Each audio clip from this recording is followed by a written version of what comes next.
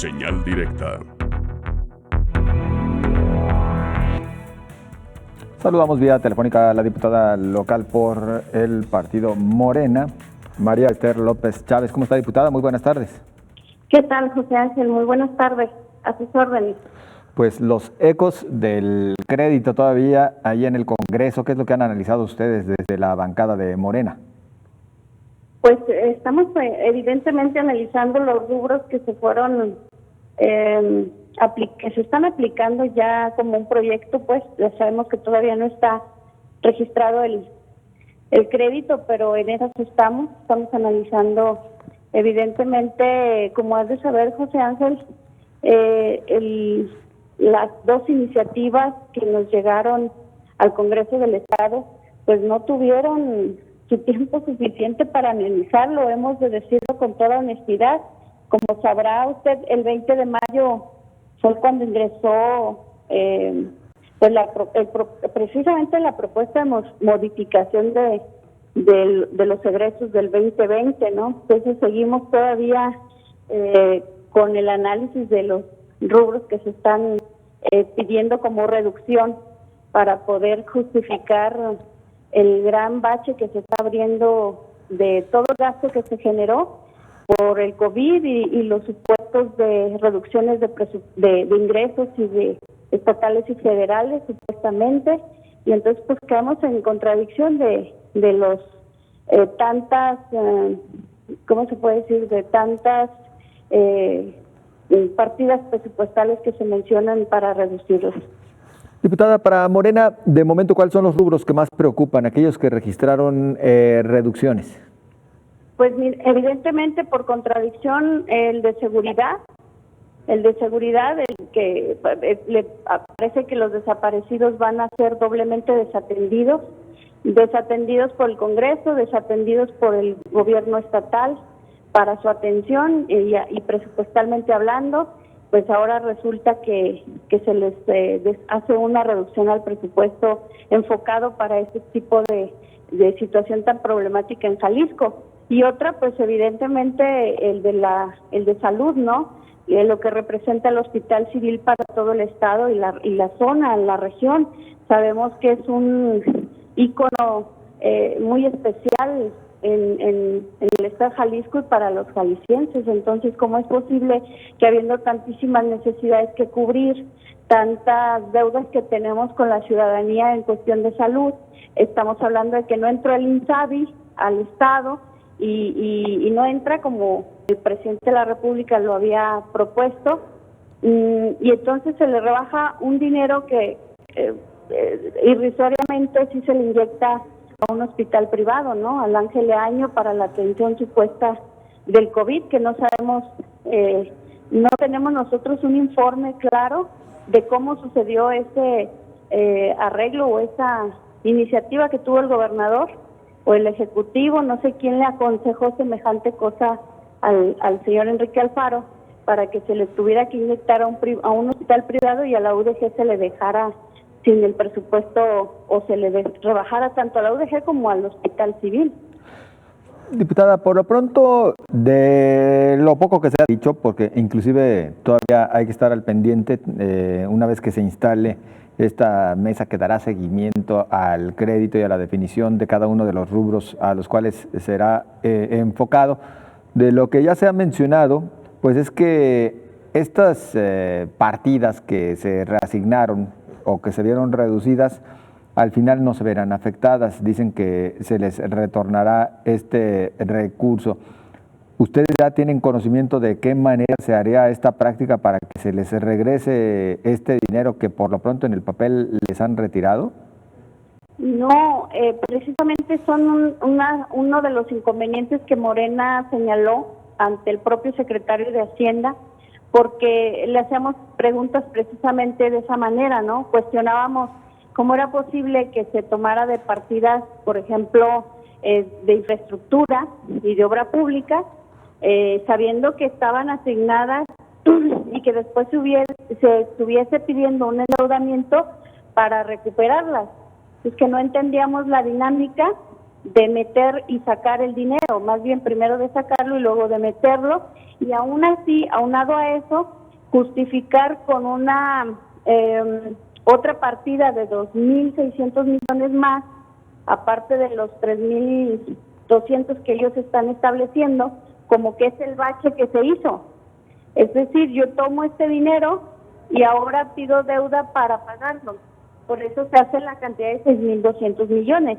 Quiero decirte que a nosotros nos separaban, cuando nos presentaron el proyecto, nos separaban, por ejemplo, que de esos 6.200 millones eran 6.100 como el endeudamiento para obra pública, y los otros 100 millones eran para logística, lo cual pues nosotros no entendíamos qué significaba la logística dentro del que afectara el propio monto a adquirir como deuda.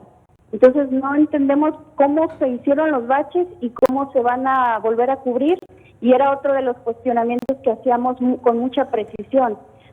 ¿Cómo es posible que venga tan generalizado todas las justificaciones, y entre ellas el que no venían reglas de operación, el que no venían los cómo se iba a replantear ahora la obra pública, en qué municipios, por qué causas, cuáles iban a ser los principios fundamentales para establecer a qué municipio de los 125 se le iba a tener que inyectar o se le iba a poder inyectar, pues a base de qué criterios, ¿no?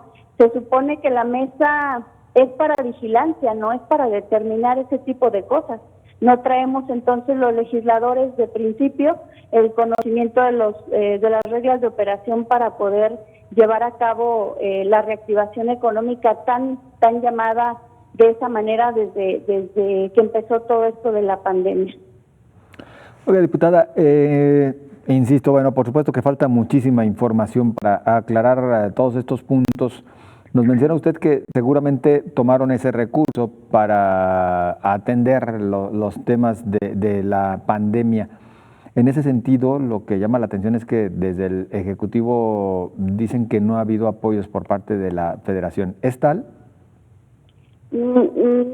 Mire, José Ángel, nosotros tenemos información obviamente, del federal, y quiero decirle y puntualizarle que soy una de las personas que escucha con toda puntualidad la rueda de prensa de las mañanas del presidente de la República. De voz del propio presidente hace la afirmación de que todas las partidas presupuestales a entregar a los 32 estados de la República, a ninguna se le ha hecho reducción de presupuesto por participaciones o por cualquier otro rubro. Nunca se les ha hecho reducción y se les ha entregado en tiempo y forma. El presidente de la República lo aseveró, es algo que yo lo creo, no viene justificado en el proyecto que nos presentaron el por qué. Simplemente te he de decir y te he de mencionar el de los 820 millones de pesos que hablan de como disminución del recurso federal. Estos 820 millones que ellos mencionan es por una cuestión, es un incentivo por recaudación fiscal de los estados.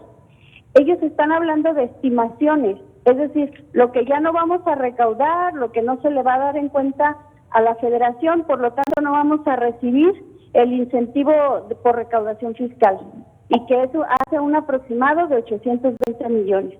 Son especulaciones que hizo quien analizara este asunto yo dudo que haya sido la mesa en su 100%, sino que el secretario de Hacienda y su equipo hicieron ese análisis, y lo veo de esa manera por cómo lo manejaron con nosotros. Entonces, ellos están especulando. Otra es la caída de los ingresos estatales, que porque se va a caer el 2% de la nómina, que porque no va a haber recaudación en impuestos por servicios, etcétera, etcétera, y hacen un aproximado de 1.260 millones. Por lo tanto, junto con los gastos generados por el COVID, pues son el bache que ellos dicen de 3.085 creo los millones de pesos que dicen que son los que se hicieron en el bache. Entonces no hay claridad. Yo no veo de qué forma puedan explicar. De hecho, no ha habido rendición de cuentas, De hecho, el gobernador ha dado 2 prórrogas para la transparencia en el Estado y eso se ha hecho público. Entonces, pues evidentemente nosotros como legisladores éramos de lo que más nos dolíamos cuando llegó la iniciativa. Si es que no me puedes poner a votar ni siquiera sobre la mesa un tema que no hemos visto punto por punto, porque la mesa de reactivación económica no son los diputados.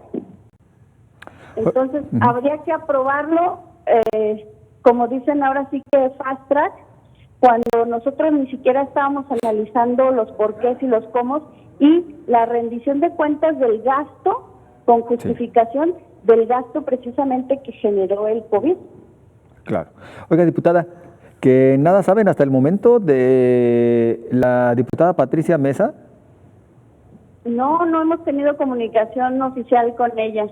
Así es, José Ángel, ese tema todavía está aquí en el Congreso dando vueltas en la incertidumbre porque no ha hecho declaraciones oficiales, no se ha presentado a la coordinación de Morena, con el diputado coordinador de la bancada de Movimiento Ciudadano no ha hecho tampoco declaraciones oficiales que corresponda a que sea por ellos.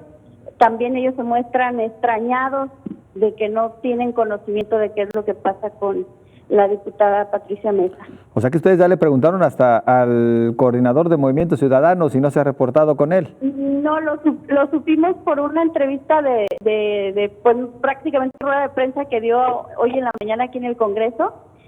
Tuve conocimiento, por eso hago la mención, porque él dice que desconoce cualquier puntualización de acercamiento con ella respecto de su bancada. Es decir, que a ellos no les ha llegado solicitud de adhesión para que se pueda decantar como miembro de Movimiento Ciudadano.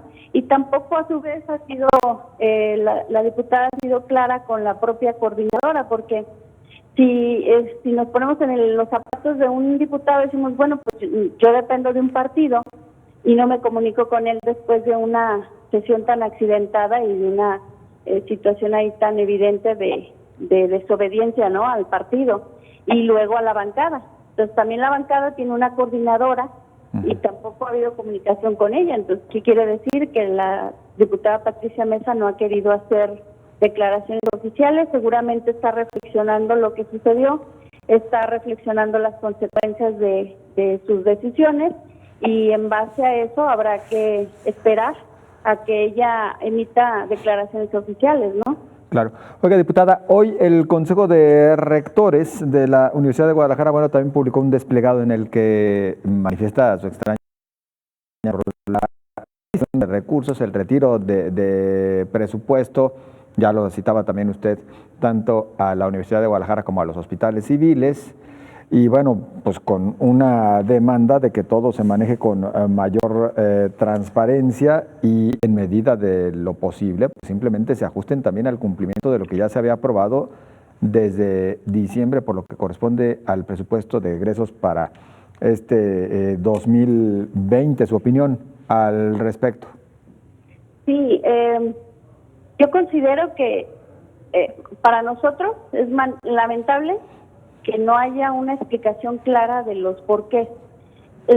Usted, no sé, usted como medio de comunicación, ahora le voy a preguntar, ¿usted alguna vez dio declaraciones oficiales de la mesa de reactivación para que pudieran fundamentar los porqués de hacer reducciones a presupuestos o a rubros tan importantes como lo es la propia Universidad de Guadalajara y el propio Hospital Civil?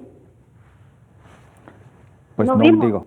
¿Cómo? O sea, no tuvimos información de la mesa. Detallada, ¿no? Simplemente llegó el proyecto ya establecido cómo. No hay justificación de ese tipo de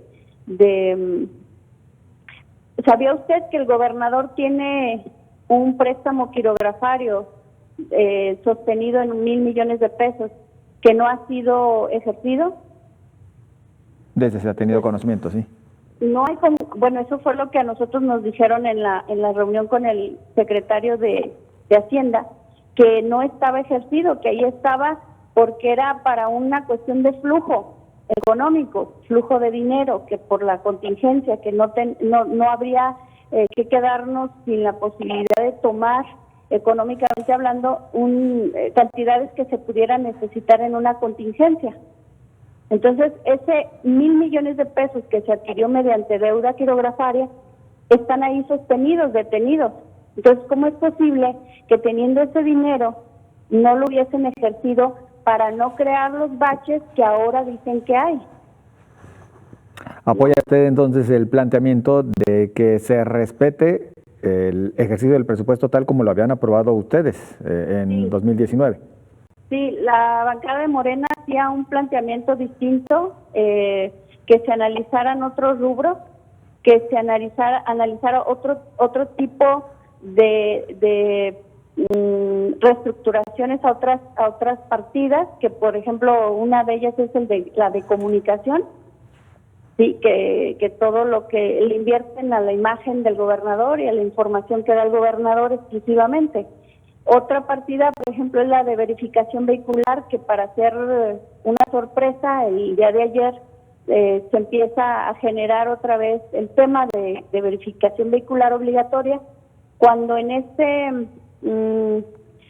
programa no se ha cumplido ni en tiempo ni en forma, de acuerdo a la ley que nosotros aprobamos aquí en el Congreso.